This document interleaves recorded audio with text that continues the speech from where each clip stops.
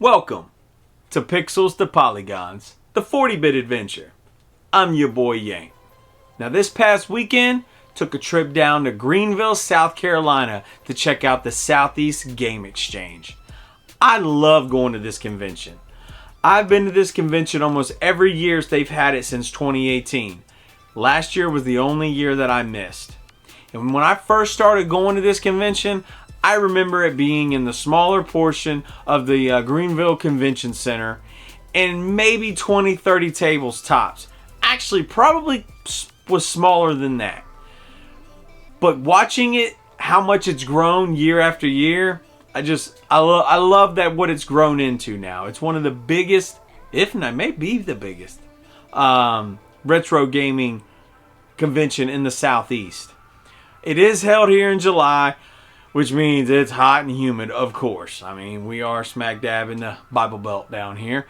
But aside from that, of course, again, it's a wonderful time. I love going every year. I love seeing all the vendors. I love seeing some vendors, of course, that you repeatedly see year after year. The new things that they bring, crazy wild stuff. There was even one table that had the prop helmets worn in the, the Black Ops 3 original trailer when that game released. They were in these cases, as you can see here, and they were selling them for like $3,500.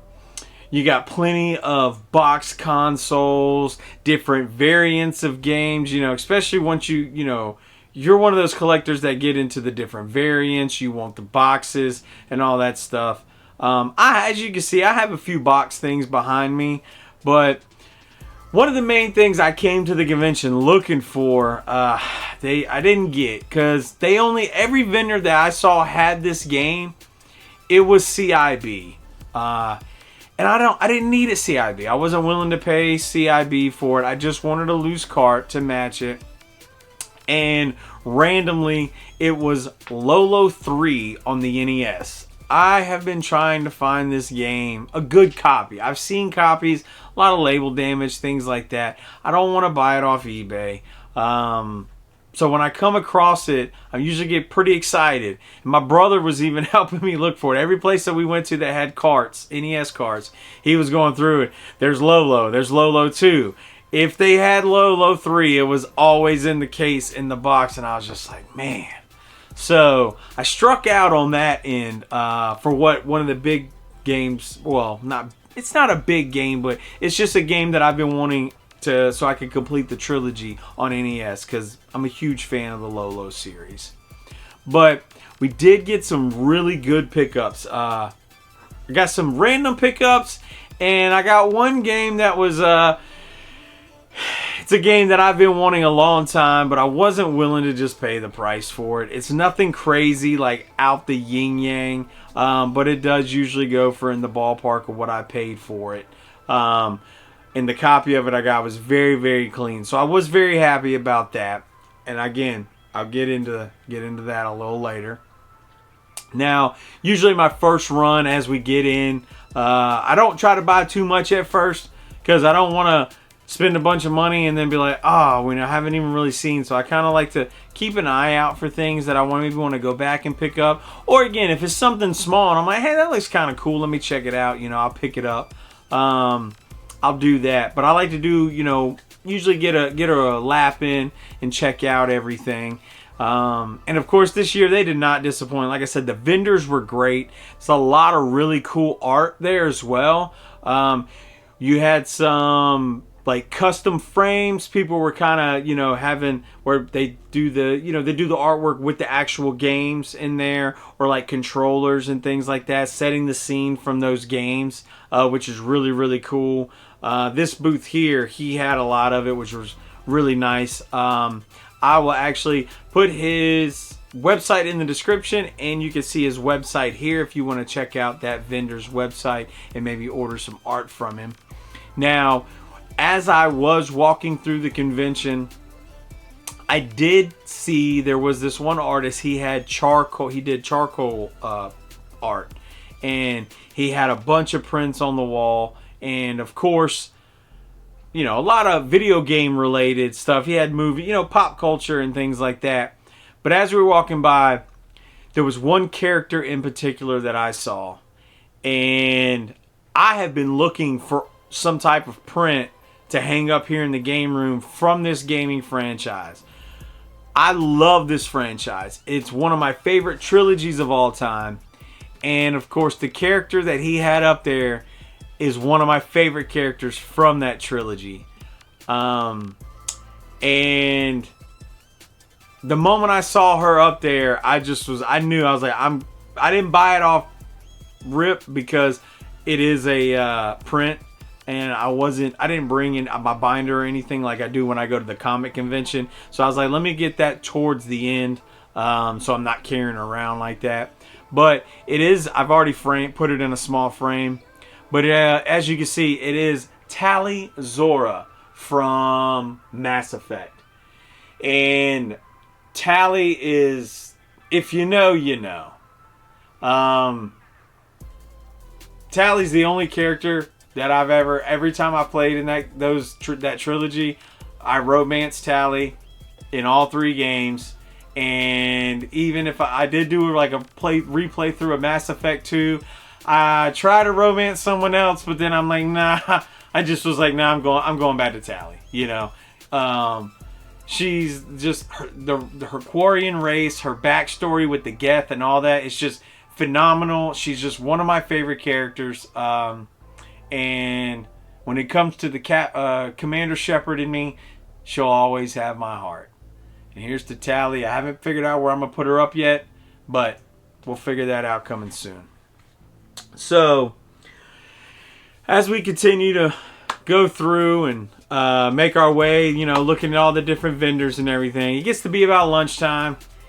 And every year that I've gone to this convention, I have never eaten at the cafe at the convention.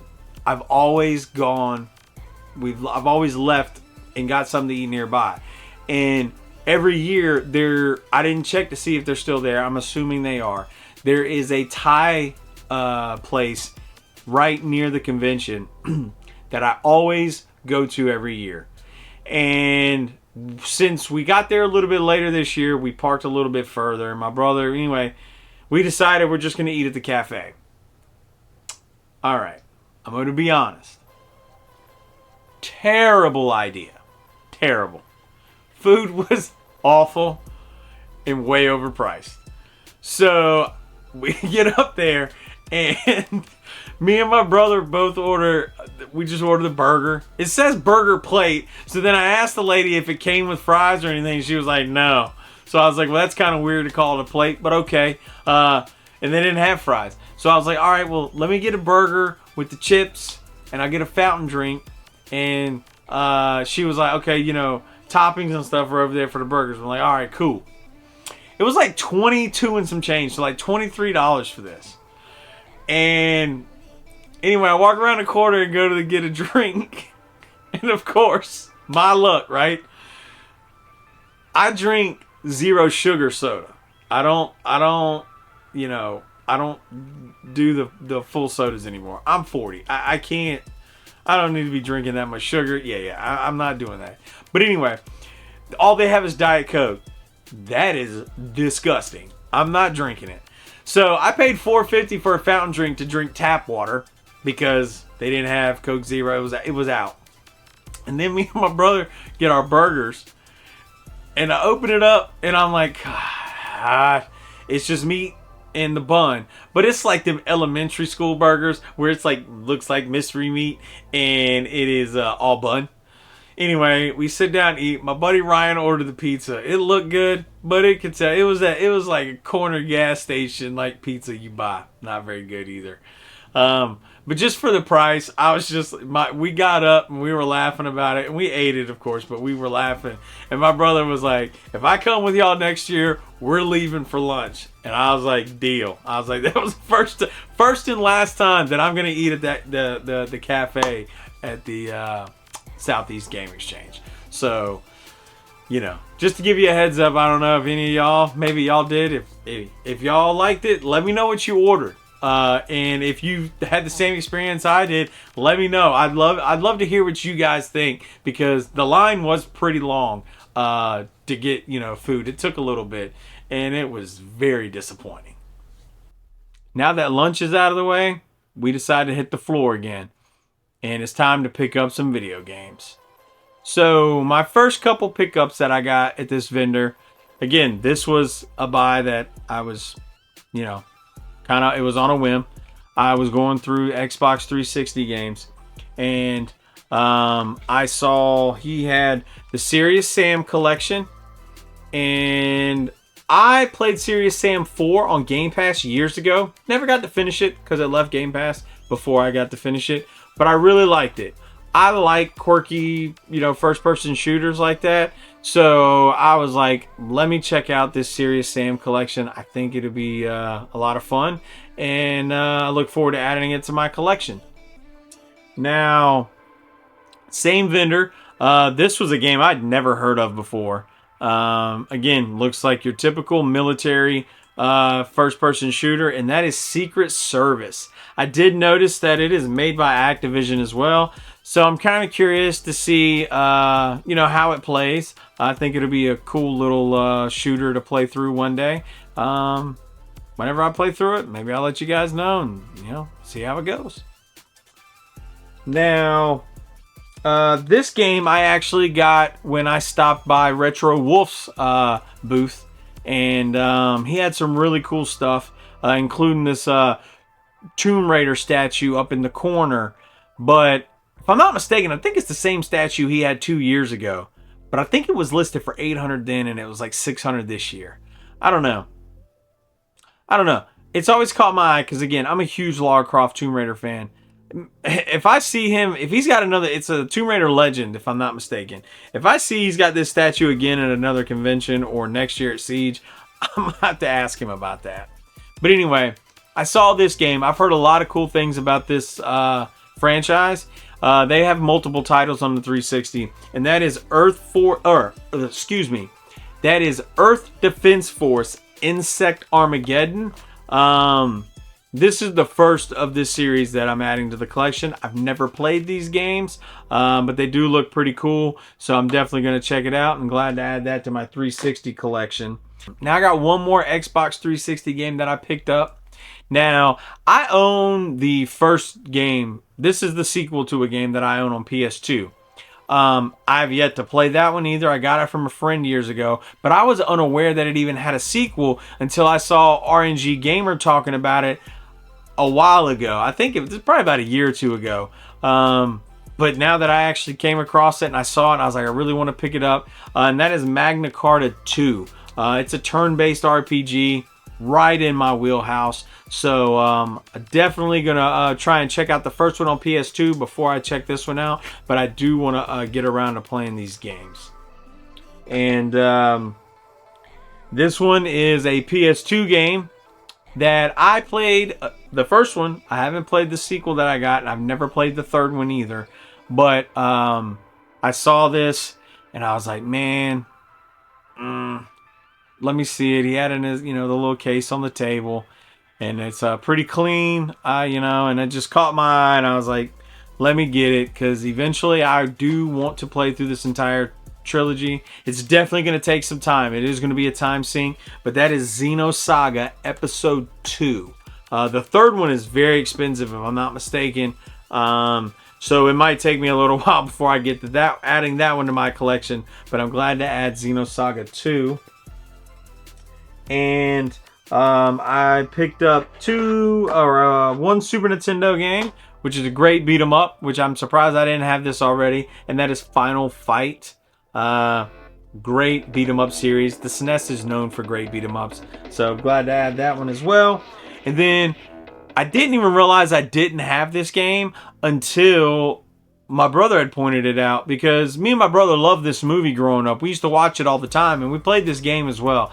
I don't think I was old enough to understand how to play the game, really. I was just kind of there doing whatever when we were kids in the game. But that is Willow. And Willow's just fantastic. I mean, whatever. So I'm glad to add that. Now, this next game I'd never heard of before. I was flipping through Switch titles at this one vendor's table, and the spine was in Japanese, so I picked it up to look at the front cover. and he saw, I guess, the back of it and was like, hey, have you ever heard of that game? And I was like, no. And he was telling me how it was only released physically in the Asian territories, and it wasn't released physically here in North America. You could only download it. And anyway, that game is Street Cleaners. And in this game, you're a cleaner, basically, for the mob, cleaning up crime scenes. And it's like an over-the-top view kind of puzzle game, because you have to figure out, in stealth, because you have to figure out the path of like the cops and things like that while you're cleaning up blood, wrapping the body and taking it and everything. It seems like it'll be a pretty cool game, and I can't wait to check it out. And I also did pick up one comic while I was there. Nerd culture all around, even comics are there. But this one vendor had a lot of video game books and video game related comics. And I picked up Lara Croft Tomb Raider issue 28 volume 1. I had to double check to make sure if I had it or not, because I do collect comics. And I didn't have this one yet, so I'm glad to add this one to my collection. And as you could probably see a little bit back there, or at least cut off in the frame, I think, I like my amiibos. And of course, I like to buy my amiibos used, especially now that Nintendo decided that amiibos have to be $30 when you used to buy them brand new for $15. But I won't even get into that. That's a whole nother rant. But I did pick up a few. The first two I got were Steve from Minecraft. And I also got Olimar from Pikmin. I don't really know. I haven't played Pikmin. I own a couple of them, but I haven't played it yet. And the other two I got were I got Sidon from Tears of the Kingdom. And to my surprise, I was able to get this for half price. And this is the new Samus Metroid Prime 4 amiibo.